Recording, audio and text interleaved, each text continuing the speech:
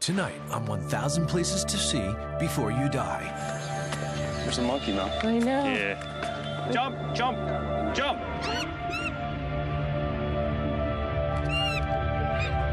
The adventure continues as Albin and Melanie explore the extraordinary nation of Nepal. Experiencing it yourself, that's the real education. Exotic Kathmandu, a Buddhist hub set against the towering Himalayas, can inspire serenity and adventure at the same time. I think this is the most beautiful rafting experience a person could have. And seeing the sunrise over the village of Nagarkot can move visitors to tears. It's just such a spiritual, beautiful experience. Discover Nepal's neighbor, the pristine country of Bhutan. This is the birthplace of Buddhism in Bhutan. It's a magical journey to faraway lands. We're on donkeys. What are we getting ourselves into? All this and more tonight on 1,000 Places to See Before You Die. You see only 936 full moons in your lifetime. You live through only 312 seasons. And you get only 88 weeks of paid vacation. What if you had the chance to see the world? Meet Albin and Melanie Yuli, newlyweds with a spirit of adventure, who leave their lives in Colorado behind to go on the journey of a lifetime. Inspired by the book, 1,000 Places to See Before You Die, they lead us on a 5-month, all-expenses-paid odyssey around the world. Some people have said to us, how can you put your life on hold? And our response is, how could you not? 1,000 Places to See Before You Die.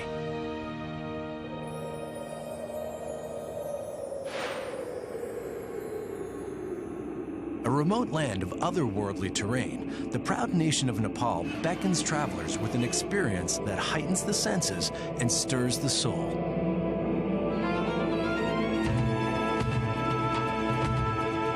Landlocked and isolated, Nepal has been profoundly influenced by the Hindu and Tibetan cultures of its neighbors, India and China. The fast-developing capital of Kathmandu, home of Nepalese commerce and government, is an ancient city punctuated by modern consumerism. Opening to visitors in 1951, Nepal has drawn travelers in search of enlightenment, inspiration, and world-class mountaineering. To access the great outdoors, visitors make their way to the heart of Kathmandu, Thamel, the gateway to discovering the real Nepal. It looks a lot different from up here, doesn't it? You just see all the tops of all these buildings. You would never guess in a million years all those shops that are down there. You would never guess that people actually lived around here in this area. All you see is storefronts. The Yulis get to Thamel, where they'll stay at the Kathmandu guest house. This former 121-room mansion is known for comfortable accommodations at attractive rates. Just get a plane here and figure everything else out when you get here. Yeah. I mean, we weren't walking down the street more than 2 minutes, and everyone's approaching you for tours to go rafting or climbing or trekking, and everything you need is right here.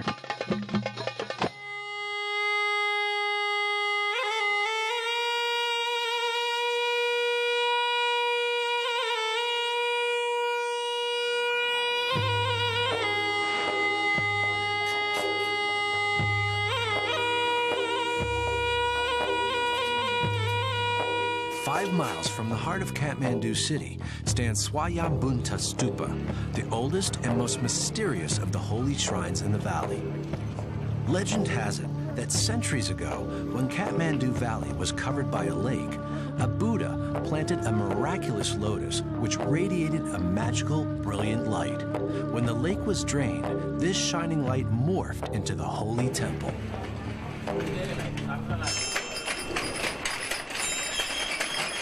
Guide Ravi escorts Melanie and Albin into the shrine known, for obvious reasons, as the Monkey Temple.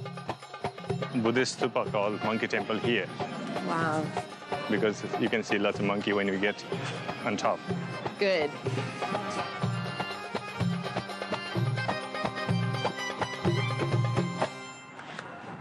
There's a monkey, Mel. I know. Yeah. Oh, there's a bunch A of bunch them. of monkeys. Yeah, there are lots of monkeys. Even behind that. Look up there. The monkeys that surround this temple have a bizarre mythology of their own. The temple is said to be born from the hair of the gods who lived in the lake, and it was the lice from their hair that was transformed into monkeys. I have I hate to say it, a banana. Yeah, they love that. Definitely, they love bananas. Why couldn't the little one come over? Look at this, how friendly they are. Look, Yeah, they're not can screaming. you feel that?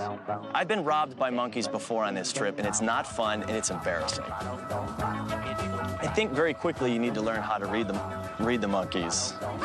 You can tell who's the boss. Make sure you throw him some banana first. Jump, jump, jump.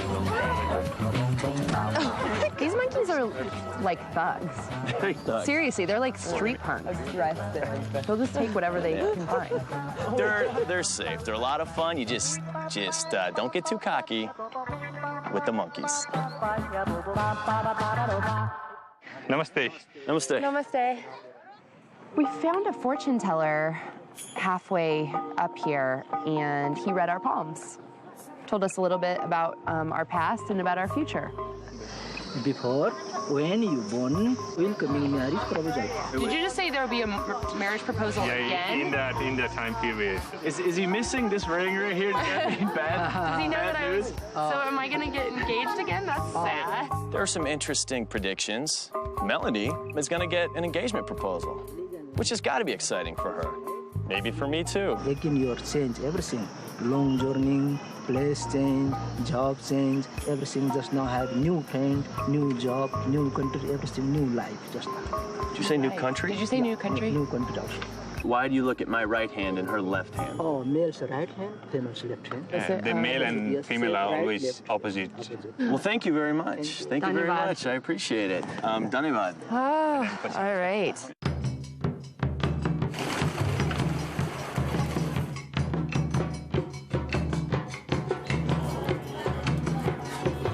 Just 3 miles east of Kathmandu is the center of Tibetan Buddhism in Nepal, the Bodhanath Stupa.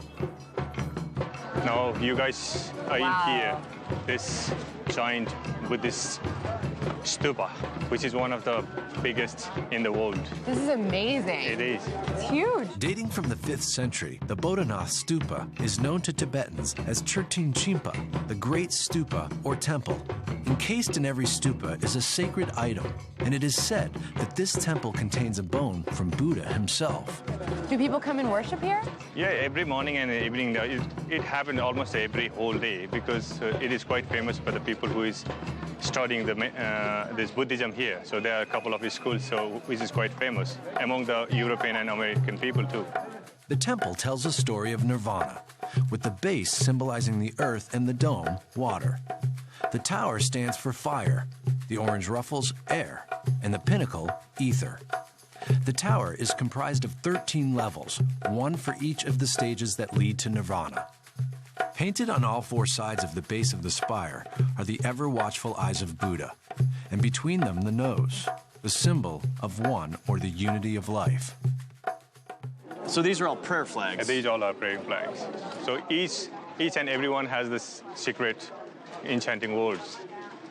And they're hoping if they say that meditation chant, Om Mani Padme Hum. Mani Padme Hum, it's going to get them closer to enlightenment? Yes. As people circle the immense structure, they can spin prayer wheels inserted into the walls surrounding the temple. Hoping to maximize the power of prayer, Albin and Melanie saved their spin for the largest wheel. Is this when you're in a lot of trouble? No, not why. It's huge. I mean, It is huge, but it doesn't take much of effort to just spin that. You can carry it. It's Okay. very sharp. 20. You want to try that? Sure. When we first stepped in and you kind of just naturally start going with the flow like you would in any crowd scene. And I kept waiting to see when we're going to go into church. When do we go in? But this was it. You walk around the temple, the stupa, you spin the prayer wheels, and you're part of it. Walking around the stupa at Bodhanath, you don't really realize that you're actually part of somebody's sort of religious experience. You think you're sort of just walking around, you're going by cute shops and cute restaurants, and if you accidentally turn and try to go counterclockwise, that's when you realize that these people are praying, they're all walking together clockwise.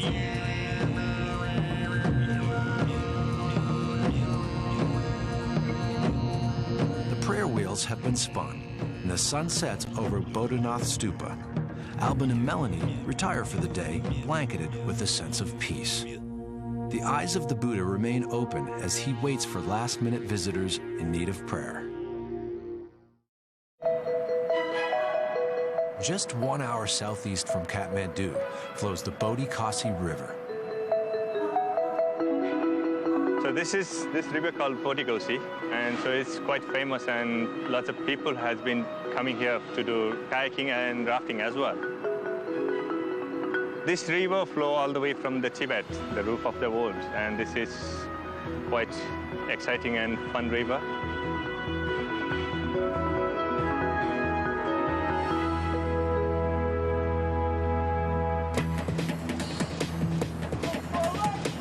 It is so exciting to be going down the river. It is absolutely such a rush.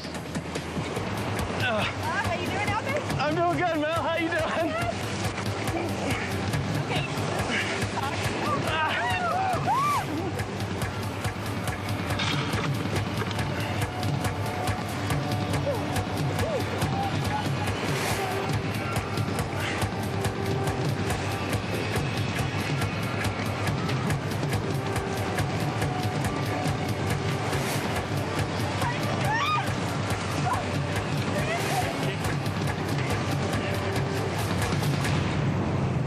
Like rafting nowhere else. I've been rafting twice in the States, in the New River Gorge in West Virginia, the Arkansas River in Colorado.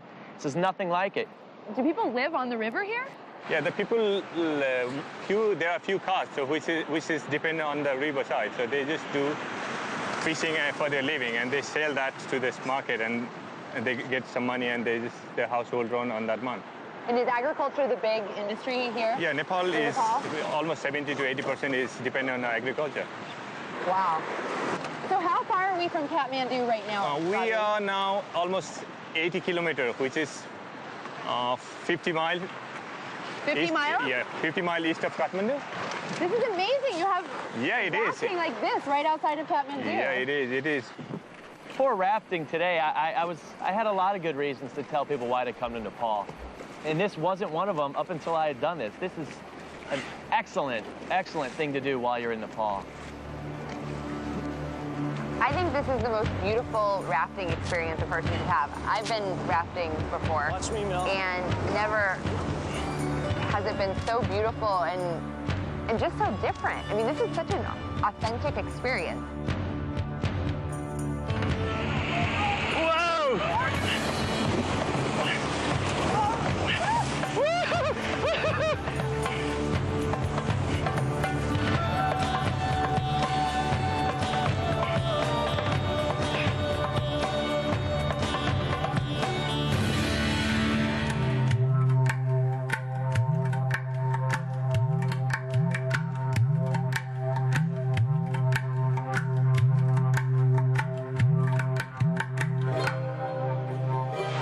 Popular day trip from Kathmandu is a visit to Bhaktapur, an ancient Newari town that has eluded the spread of Western tourism. What are these women doing? Yeah, recently they harvest the rice, and this is rice, so they are cleaning that. First they will dry that and clean that, and they send that to the mill. Who does this rice get sold to? Does it get sold to big companies, or does the average person come up and... No, so they have always contract with the people either in Bhaktapur or in the Kathmandu. They send that to the business people, and they distribute among the cities. Bhaktapur's impressive architecture has been meticulously preserved, and the town has a long history of craftsmanship. To this day, potters and artisans, for centuries the source of the city's renown, carry on. Melanie and Alban make their way to a pottery wheel to learn from a master. Do you think we're gonna make something like this? Yeah, you want to try that? I would love to. I think so. All right, so we are here. Is this the place? Hey, all right, I got it. All right.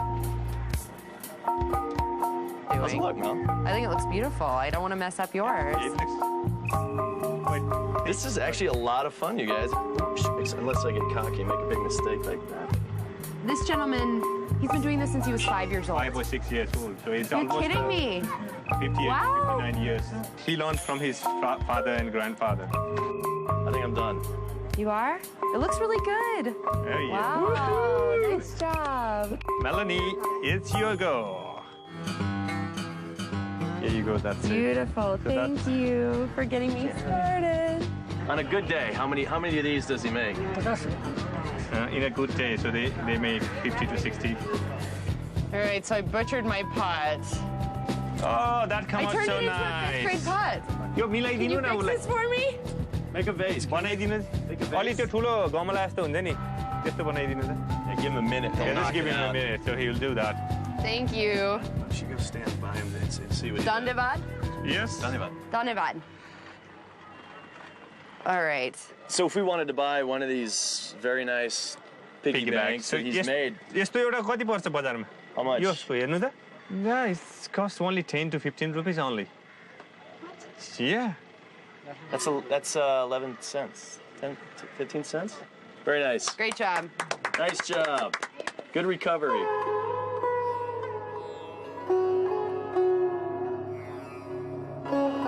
Two hours north of Kathmandu is the tranquil village of Nargarkot, which, set at 8,000 feet above sea level, overlooks the second highest peak in Kathmandu Valley.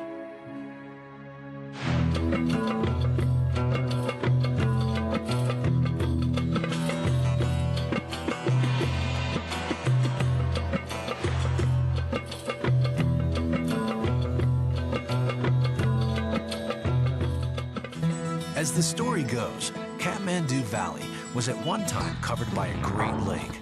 But a Buddhist of uncommon wisdom named Manjushri saw fit to make a few improvements. With a swipe of his magical sword, Manjushri drained the lake, and in its place, the village of Nargarkot sprung up.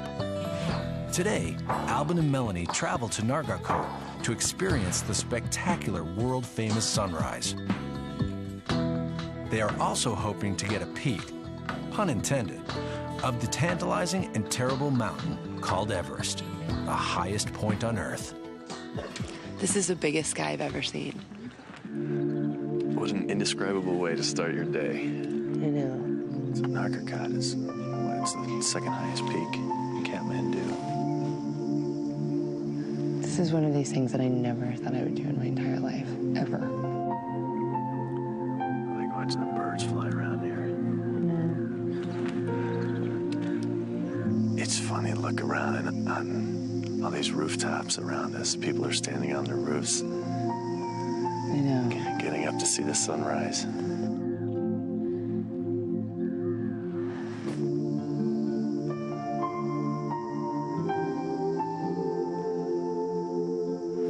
Is this your first time seeing sunrise? Oh, you saw it yesterday. It's pretty amazing, isn't it? Yeah, it is, isn't it? Confidence. You can. So you start to feel how special it is, but that doesn't really give you any insight into how special it is once the sun starts to peek up from over the Himalayas. They seem to go on forever on the horizon, and really all you want to do is be quiet and just watch. It's just such a quiet, peaceful, spiritual, beautiful experience. Never forget what it looks like. You can feel it on your face. The sky is so awesome.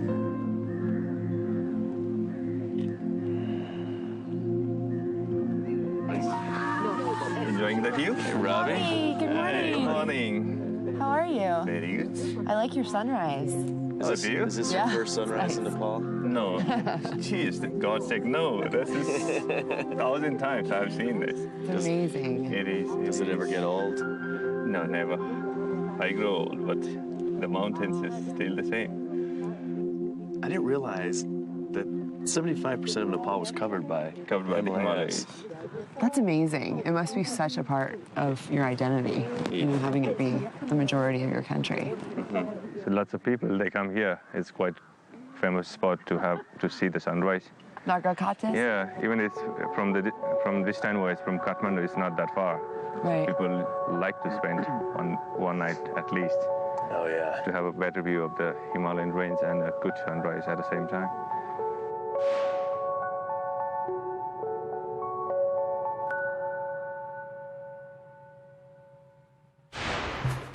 I thought it was really fun doing archery with the boys because in Bhutan, women don't participate in archery.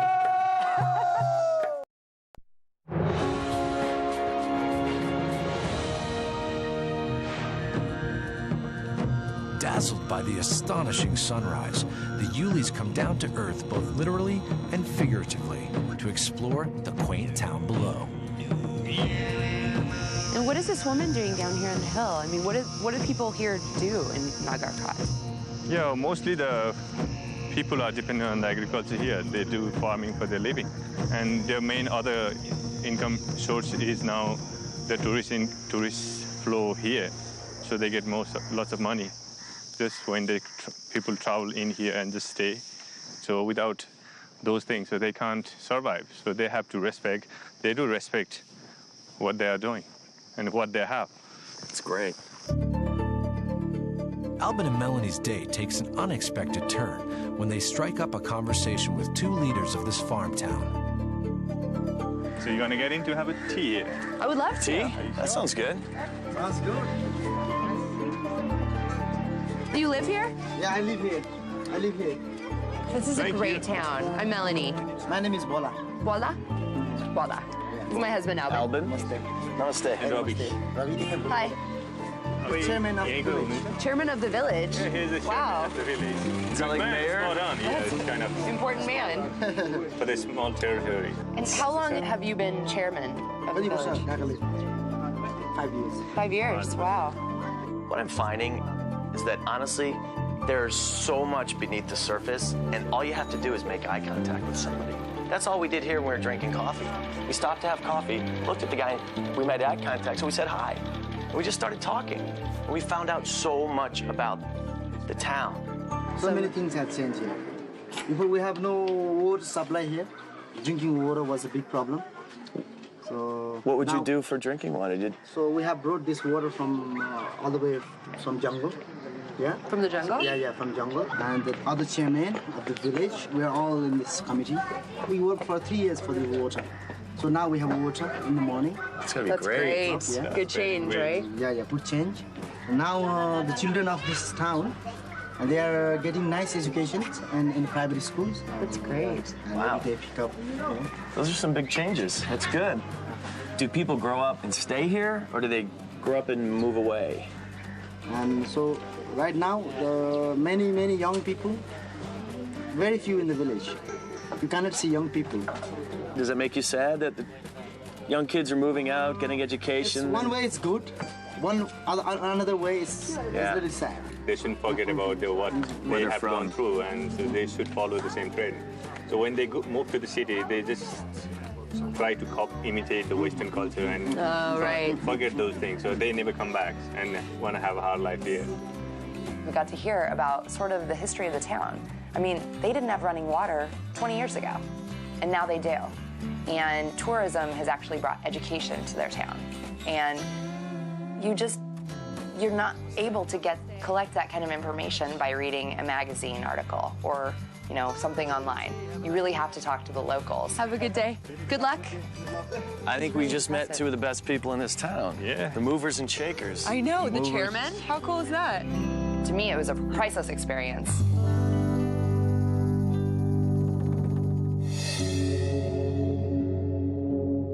We journey to another world, a remote Buddhist country deep in the Himalayas called Bhutan, also known as the land of the Thunder Dragon. With fewer than 700,000 citizens, Bhutan, in order to preserve its time-honored Tibetan Buddhist culture, regulates the number of visitors permitted each year. But by booking in advance, you may be among the lucky few to see this country of unparalleled beauty. There are towns and traditions that have remained unchanged for centuries, and the warmth and joy of the Bhutanese is an inspiration.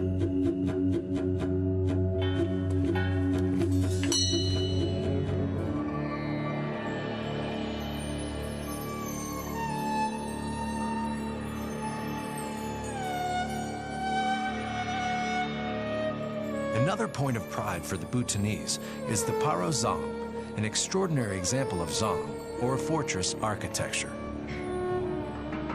This zong was erected in 1644 on the site of a monastery built by Guru Rinpoche, a Tibetan missionary venerated as the second Buddha. Every inch of wall space is covered with vivid murals of religious significance. The colors reflect the Buddhist reverence for life: red for warmth, blue for water and earth, and yellow for the time in which we all exist.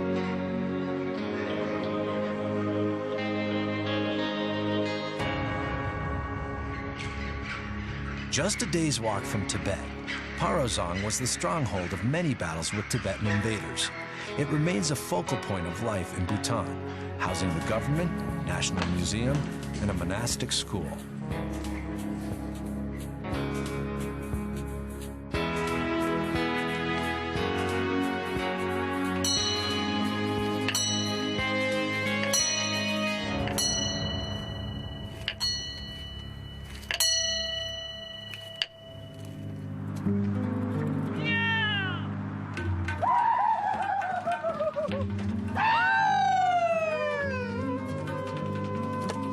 Archery for us is a traditional game.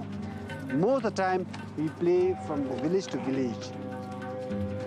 For the fun, we drink, and at times when it's a tournament, we invite a lot of females in Bhutan. Females, they come and dance, you know, and the man, they just shoot the arrow, have a drink from here. We go to the other end, have a drink, chat with some females.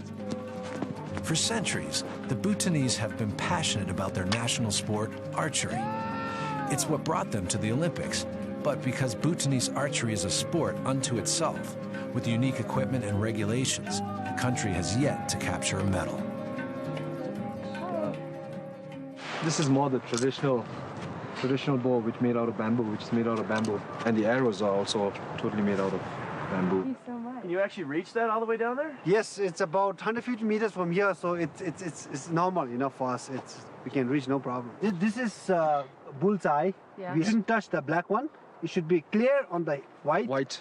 Yeah. We have 3 points here. If we hit anywhere around, it's 2 points. Points for hitting on the ground? Sorry? You get 1 point. You get 1 point. Like if you're anywhere close within arrow length. Oh, arrow length. Arrow length Okay. is 1 point. Okay. Every time you hit the target, you get one of these. The last thing you want to do is be the one walking around without any one of these. Right. How embarrassing, right? Really embarrassing. I wouldn't There's want to a be term. that guy. There's actually a term for it called jazzy, which means an empty vessel. Do you think that I'll be a jazzy? Try it out. I'm afraid to try now. Maybe I don't you want to should be try a it out. jazzy. No. You should try it out. I honestly don't see how we're going to get it all the way down there. No, no problem. Just have to aim and pull. Yeah. You want to make yourself comfortable? Pull. And pull as hard as much as you can, and then release. Then release, yeah. It's hard to balance it on that finger. See, I'm gonna lose it. Wow, Alvin! Not too bad. It's halfway. Not bad. I thought it was really fun doing archery with the boys because in Bhutan, women don't participate in archery. Women should play this sport. Just need to pull it. Even though I didn't do very well, I felt like I was breaking ground. Pull. That is a pull. Yes. Yeah. When we joined the group in archery, I immediately felt really like I was with my buddies at home. And it's funny to hear them tell the story of what they do during the week. They go work all week, and then on Saturday, they get off and spend all day out there drinking beer, shooting arrows, and women dance around the campfire. Count me in.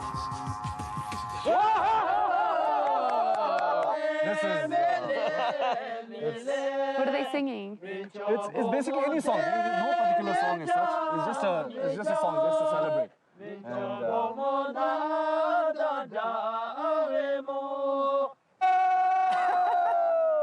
I love this. Before setting off to explore Bhutan's holiest site, the tiger's nest, the Yulis change out of Western clothes into modest Bhutanese dress. One thing that I like about what we're doing as this new role as a traveler is trying to completely immerse yourself in someone's culture and tradition. And with me, today it's wearing a go, the traditional Bhutanese clothing.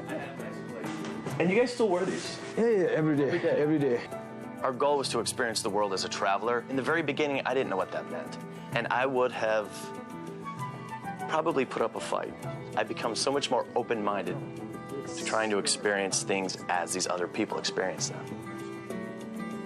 I found it to be extremely difficult wearing a Bhutanese woman's traditional kura. The most difficult part about it is that they wear this belt so tight that it feels like a corset. Literally, it goes right over your last two ribs, so tight.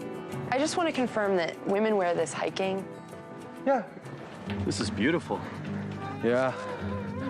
It's pretty much like this everywhere. The architecture is so beautiful here. It's so ornate.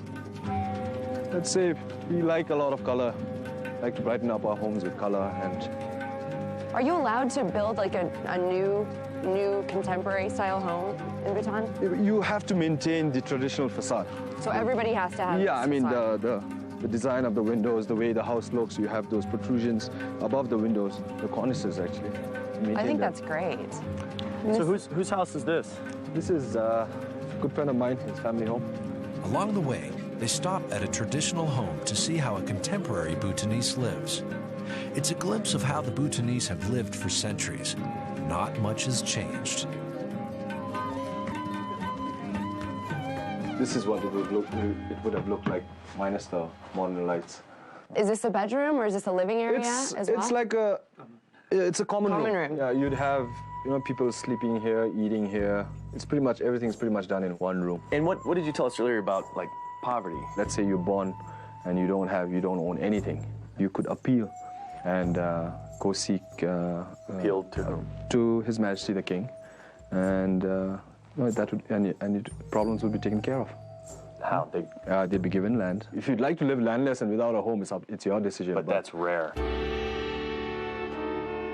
They are allowed into an altar room, a room used for prayer where one can meditate and practice Buddhism. Wow. You do your prayers, you do your, all your religious stuff here. So every home has one of these. It's okay. Every room. Yeah. These are carved and then built into the wall, put into the wall. This is all hand painted, and this would be one of the goddesses. And here, I would say that Buddhism is still a way of life. It's not just, we don't just say we are Buddhists, and that's the end of it. You actually practice it on a day-to-day basis.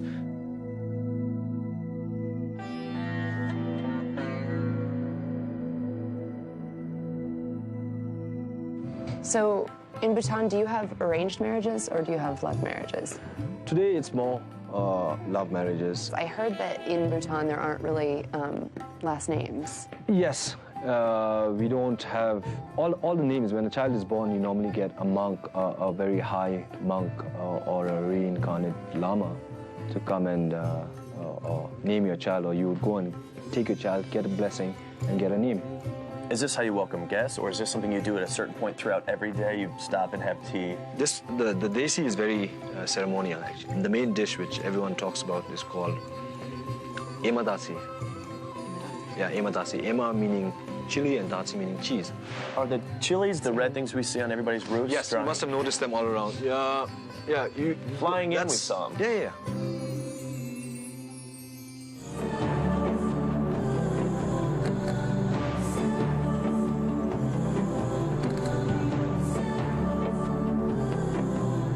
Alvin and Melanie are ready to begin a 3-hour hike up to Bhutan's birthplace of Buddhism, Tiger's Nest Monastery.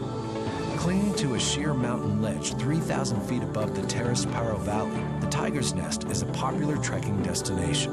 But these are donkeys? Yep, I think we'll get either both of you to try riding one of them, or actually both of them. Fun. And really? Yeah, these are the guys, sturdy looking, small, but very sturdy up the slopes. We're going to be going up the trail which goes up this way, and Tiger's Nest is the main one right on this cliff. Beautiful. That's wow. Yeah. How old is that? It's from the 7th century. Guru Rinpoche, the guy the man who brought Buddhism to Bhutan. It's amazing. It's believed mythology has it that he flew on the back of a tigress and landed here, built this monastery, and subdued the demons that existed in the valley below. And this was sometime in the 7th century. So, as far as we are concerned, this is where Buddhism started from Bhutan. Started in your country. Yeah, it's very important. And we try and make it up there at least once a year.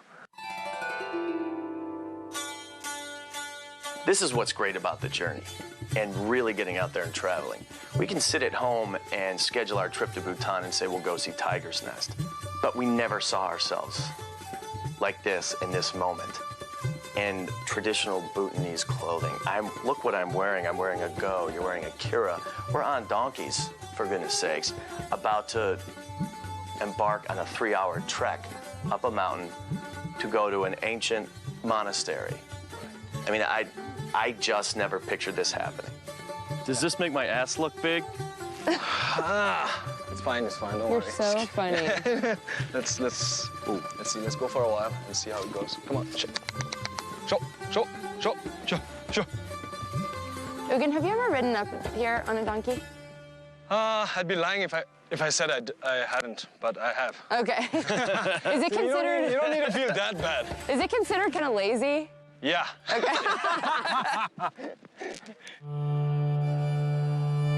Albin and Melanie continue their unforgettable journey up the side of a cliff to reach this most holy of Bhutanese monuments. The Tiger's Nest Monastery, or Takshan Goemba, was built in 1692. It's where Guru Rinpoche flew down from the sky on the back of a tigress and meditated for 3 months. So magical. You have like the sound of the water, the sound of the leaves, the sound of the bells. It's just like heaven here. The prayer wheel is turned by the water, by the force of the water. Yeah. Oh, really? Yeah. It looks from the bottom of the mountain like this trek to Tiger's Nest is going to be very daunting. And we're really looking forward to it because this is the birthplace of Buddhism in Bhutan. When you're walking up to Tiger's Nest, is there something you're supposed to be thinking about? Good thoughts. Good thoughts? One way or another, we'll get up there. Yep. Are you okay? I'm fine, thank you. This is a very nice walk. That's great. Not too steep, the trails are wide. Oh, look at this valley. Yeah. Wow. Nice. Gorgeous. Hard to hike in Akira. I'm impressed that these women do it. I'm impressed that you're doing it.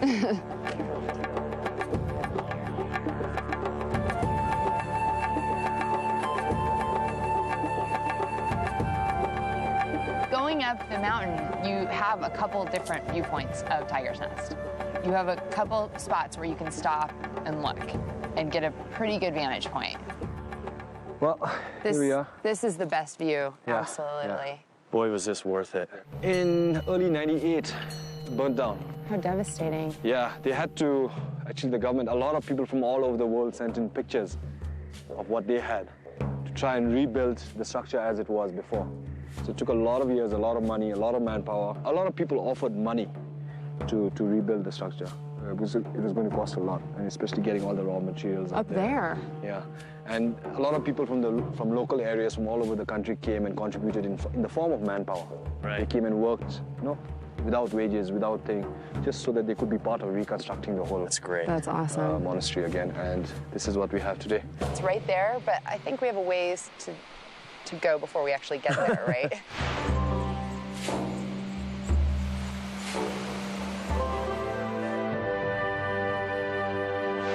When we finally made it to Tiger's Nest, we had been hiking for quite a while, and you feel sort of a sense of accomplishment physically for having made it, but then also emotionally you feel almost like you deserve to be there too. Why don't you two go up, carry on by yourself, enjoy the thing? I'll catch up with you in a bit. Standing down below when we first started, you have no appreciation whatsoever what this place is like. To preserve the sanctity of the monastery, cameras and electronic equipment are strictly forbidden. There's just such a heavy spiritual reverent feeling on the whole thing. It's incredible. You know, it just puts you in such a meditative mood, doesn't it? Such a good place. Such a good place. I think it's good that you make that journey to get here, you know? It's kind of like the whole Buddhist journey towards enlightenment. It's not easy and it's sacrifice, but it's the same thing getting up to here. You know, you've got to work at it. And you earn getting up to this beautiful, incredibly spiritual place.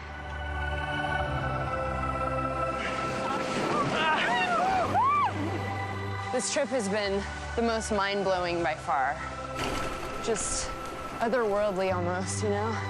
The sky is so awesome. The sunrise at Nagarkot is really a moment that captures the way that I feel about Nepal. And who knows, hopefully when we get back to Denver, maybe we'll get up in the morning, set the alarm a little early, get a cup of coffee, and just sit outside and watch the sun come up.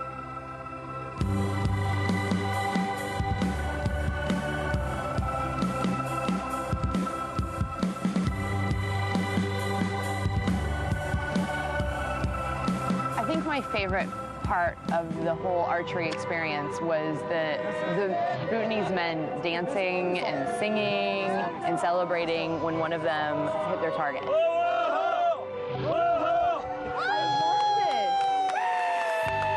I really think that it's a rite of passage to go to Tiger's Nest, and so I'm glad I did it. It took coming to a place like Nepal in Nagarkot and getting away from all of our distractions of our daily life.